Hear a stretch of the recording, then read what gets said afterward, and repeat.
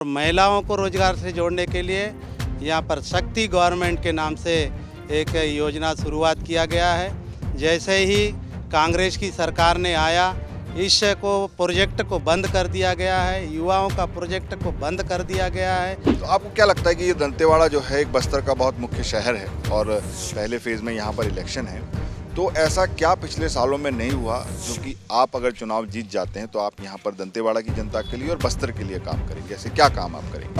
अब इनको टिकट मिला है, उसमें कोई परेशानी नहीं है। आप टिकट की दावेदार थी क्या? दंतेवाड़ा में अब हमें जो हमारे साथ हैं वो हैं चैतराम अटामी, जो कि भारतीय जनता पार्टी के उम्मीदवार हैं और पहली बार चुनाव मैदान में ये मौजूद है। पहली बार आप लड़ रहे हैं चुनाव ये? जी हाँ। और इनके सामने छबिंद्र कर्मा हैं, जिनसे हमने इससे पहले बात की थी। यहाँ पर आपके जो अपोनेंट हैं वो जिनको बस्तर टाइगर कहा जाता था, उनके बेटे हैं, यहाँ पर चुनाव लड़ रहे हैं और आप यहाँ पर चुनाव पहली बार लड़ रहे हैं। उनसे हमने बात की तो उन्होंने कहा कि ये सब पूरी कॉन्स्टिट्यूंसी है जो उनका परिवार है और सब उनको जानते हैं। तो क्या आपको लगता है कि जो आपका विरोधी है वो काफ़ी स्ट्रॉन्ग है, या फिर यहाँ पर बीजेपी ने पहले अपना यहाँ अच्छा काम किया है तो आप यहाँ पर जीत जाएंगे? देखिए, भारतीय जनता पार्टी कार्यकर्ताओं के भरोसा चुनाव लड़ता है और हम लोगों के पास, हम मतदाता के पास जा रहे हैं।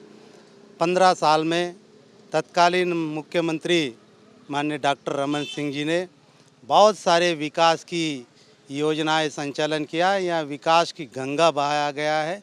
उस विकास को लेकर हम आम मतदाता तक जा रहे हैं, प्रचार प्रसार कर रहे हैं और वर्तमान में देश के यशस्वी प्रधानमंत्री माननीय नरेंद्र मोदी जी जो काम कर रहे हैं उसको लेके भी हम लोगों तक जा रहे हैं और लोगों का हम सब हमारे ऊपर बहुत ही समर्थन ज़बरदस्त मिल रहा है।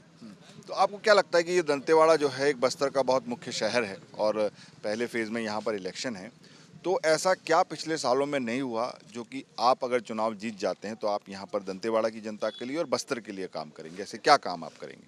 देखिए, तत्कालीन सरकार डॉक्टर रमन सिंह की सरकार ने यहाँ के युवाओं को रोजगार से जोड़ने के लिए बहुत सारे योजना संचालित की है। वीपीओ कॉल सेंटर करके एक युवाओं को रोजगार से जोड़ने का एक बहुत बड़ा एक शुरुआत किया और महिलाओं को रोजगार से जोड़ने के लिए यहाँ पर शक्ति गवर्नमेंट के नाम से एक योजना शुरुआत किया गया है। जैसे ही कांग्रेस की सरकार ने आया, इस प्रोजेक्ट को बंद कर दिया गया है, युवाओं का प्रोजेक्ट को बंद कर दिया गया है और देश के प्रधानमंत्री माननीय नरेंद्र मोदी जी ने प्रधानमंत्री आवास योजना पूरा शुरुआत किया है।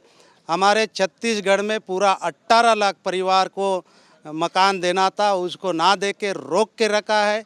ये सारे मुद्दा है और विकास का काम जिस प्रकार कृषि के क्षेत्र में देखते हैं, मोचोबाड़ी जैसे योजना, बोर जैसे योजना किसानों को दिया जाता था, इसको भी बंद करके रखा है और देश के प्रधानमंत्री ने जन कल्याणकारी योजना संचालन किया गया है और यहाँ के तत्काल वर्तमान सरकार कांग्रेस की सरकार ने उस योजना को बंद करके रखा है, ना ही निचले स्तर तक क्रियान्वयन नहीं किया है।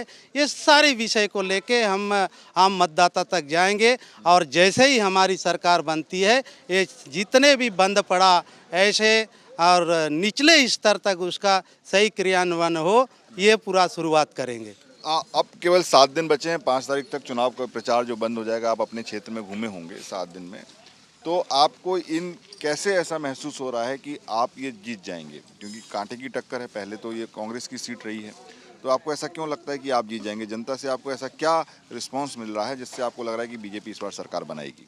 देखिए, ये कांग्रेस की विधायक तो रहे हैं, उसके पहले जब 18 में चुनाव हुआ, हमारे तत्कालीन विधायक स्वर्गीय भीमा मंडावी जी रहे और भारतीय जनता पार्टी ने विधायक बना के दिया था और लोकसभा चुनाव के दौरान हमारे वर्तमान विधायक जो तत्कालीन विधायक रहे, वो नक्सलियों के द्वारा उसको हत्या कर दिया गया और उपचुनाव हुआ है। उपचुनाव में हम निश्चित रूप से हमारे नहीं है, उसमें भी हम वोट बढ़त लिए हैं। कहीं ना कहीं हम सरकार से लड़े हैं और हम हार गए हैं। और निश्चित रूप से अभी आगे हम हमारे जब भी बोला भारतीय जनता पार्टी के हमारे देवतुल्य कार्यकर्ता होते हैं। अगर चुनाव जिताता है, विधायक बनाता है, हम कार्यकर्ता भरोसा ही चुनाव जीतते हैं। अच्छा, ये बताइए कि अब इनको टिकट मिला है, उसमें कोई परेशानी नहीं है? आप टिकट की दावेदार थी क्या? जी, मैं थी ज़रूर टिकट की दावेदारी, लेकिन शीर्ष नेतृत्व ने फैसला लिया है और श्री चैतराम अटामी जी को दिया है। हम सब उनके साथ हैं और 2008 से लगातार यहाँ भारतीय जनता पार्टी की विधायक बनते रही है और आगे भी अभी 7 तारीख को कमल फूल पे बटन दबेगा और 3 तारीख को रिजल्ट अच्छी आएगी और चैतराम जी विधायक बनकर विधानसभा जाएंगे। आप क्या बता रही हैं जनता को कि चैतराम जी को क्यों वोट दें? कोई 2-3 इनकी बताइए क्या खूबियां हैं? देखिए, यहाँ की जो कांग्रेस की सरकार से जनता पूरी तरह त्रस्त है और कांग्रेस की सरकार ने छत्तीसगढ़ में 36 प्रकार की घोषणा की थी, लेकिन कोई भी वादा पूरा नहीं की। तो हम यहाँ जो हमारे माननीय प्रधानमंत्री के नेतृत्व में जो काम हुए हैं, जो योजना लागू है, उसको लेकर हम सब चुनाव के रणनीति बना के डोर टू डोर गांव-गांव प्रचार कर रहे हैं। जी, तो ये देखिए कि कितनी खूबसूरत सी बात है। हाँ जी, आपको क्यों लगता है कि जीतेंगे अपने अटामी जी? मैं नंदलाल मुंडामी हूँ और अटामी जी जीतने का सबसे बड़ा कारण ये है कि भारतीय जनता पार्टी के पक्ष में लहर है और अटामी जी एक लोकप्रिय जनप्रतिनिधि हैं। जिला पंचायत के सदस्य के रूप में भी इन्होंने बहुत बेहतर काम किया है और वर्तमान में जिले के अध्यक्ष भी रह चुके हैं। संगठन में एक अच्छी पकड़ है, कार्यकर्ताओं में एक अच्छी इमेज है इनके बीच में। और सबसे बड़ा चीज़ कि ये छोटी छोटी विषयों को लेकर के बहुत ही गंभीर व्यक्ति हैं। और रहा सवाल कांग्रेस का, तो कांग्रेस चुनाव हार चुकी है, कांग्रेस कहीं भी दौड़ में नहीं है और भारतीय जनता पार्टी को जनता ने आशीर्वाद दे दिया है। बस 7 तारीख को मोहर वोट डलना बचा है और 3 तारीख को रिजल्ट आना बचा है। ये सब है, बाकी भारतीय जनता पार्टी चुनाव निकाल चुकी है। तो यहाँ पर भारतीय जनता पार्टी के हम नेताओं से बात किया, एक ये बात देखने को आई कि सारे नेता एक साथ हैं, एक साथ मिलकर लड़ रहे हैं चुनाव और इन्हें लगता है कि जो मोदी जी की सरकार की जो योजनाएं हैं या रमन सिंह की जो योजनाएं पिछले 15 साल में रही, उनका अभी भी प्रभाव है और उसकी वजह से ये चुनाव दंतेवाड़ा में जीत सकते हैं।